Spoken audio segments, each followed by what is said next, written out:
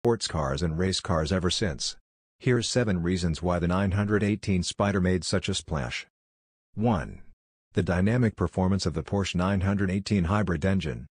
Styling is always important at Porsche, but when it comes to the 918 Spyder, you really have to start with what's under the bonnet, and what connects to both axles too. At launch, here was a true supercar that just happened to be a plug-in hybrid as well, combining a high-performance combustion engine with cutting-edge electric motors for extraordinary performance. The main power source is a 4.6-liter V8 that delivers around 578 PS of power that was directly derived from the successful RS Spyder, which was good for engine speeds of up to 9,000 revolutions per minute. Made almost exclusively of titanium and aluminium and weighing just 135 kilograms, the engine in the 918 Spyder was described at the time by the man who led the project, Frank Stefan Walliser, as the best engine we have ever done.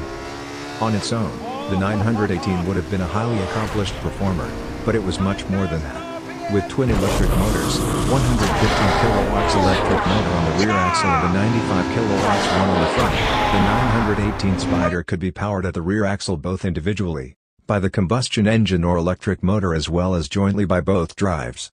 What does that all mean when you press the accelerator pedal of this four-wheel drive supercar?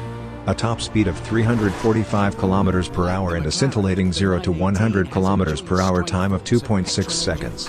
Hybrid technology and electrification has come a long way since 2014, but it's worth remembering that it wasn't until the end of 2013 that Formula One had adopted hybrid engines for the first time. Here was a Porsche that used this game-changing technology to stunning effect. 2. The powerful regenerative braking of the 918 Spyder. Just like the Formula One cars that, back then, had recently adopted hybrid technology for the first time, the 918 Spyder made use of what was called active recuperation. In other words, harvesting energy during braking.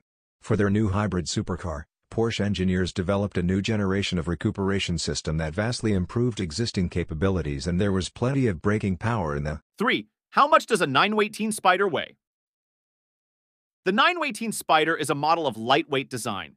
Its 2 electric motors were comparatively heavy, so Porsche designers and engineers had to find ways to make weight savings. That meant a load-bearing structure comprising of a carbon fiber monocoque with carbon fiber reinforced plastic, CFRP, body on top, and polyurethane panels front and rear. Critically, that helped keep the weight down to less than 1,674 kg and 1,634 kg for the optional weight-saving WISAC package. Drivetrain components and all other components that weighed more than 50 kilos were fitted as low down and as centrally as possible. The result? A very low center of gravity, perfect for optimum driving dynamics. 4. The removable roof of the 918 Spyder.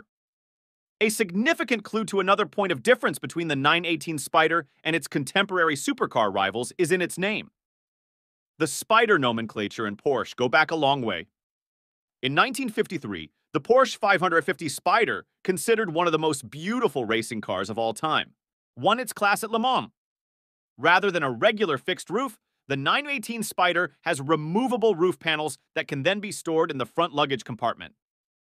In doing so, it transformed the 918 experience, allowing drivers to fully appreciate the contrast between electric running and the awesome power of the 4.6-liter V8 petrol engine. Fast forward to today, the name now lives on in the form of the formidable 718 Spyder. 5. How much is the Porsche 918 Spyder? The 918 Spyder was a limited production model. Just 918, of course, were made, and they sold out extremely quickly. The car was precision-built by hand by around 100 staff at a fabrication facility that was specially constructed for the purpose. Assembly alone took around 100 hours for each car. That level of attention and detail naturally costs. At the time of its launch in 2014, prices began at $768,026 in Germany, more if you plump for the WISAC package. Today, with less than 1,000 made available, you can naturally expect to pay 7 figures plus for this modern-day Porsche icon. For example, the 2015 Porsche 918 Spyder, with the WISAC package sold in the US for $1,405 miles in June 2019. Quite simply, with the 918 Spyder, you're owning a slice of automotive history. What records did the 918 Spyder break? breaking the lap time around the Nürburgring. Nordschleife is one of the true yardsticks for any sports car. From the outset of the project, the team behind the 918 Spyder project knew that hybridization gave them a good chance of breaking the Nürburgring lap time record. On 4 September 2013, 3 drivers, legendary former European rally champion Walter Röhrl, Porsche test.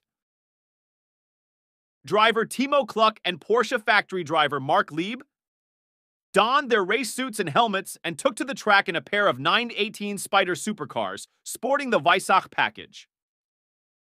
On the very first run, they broke the record for a production car around the legendary circuit. This was a record that had stood for 4 years.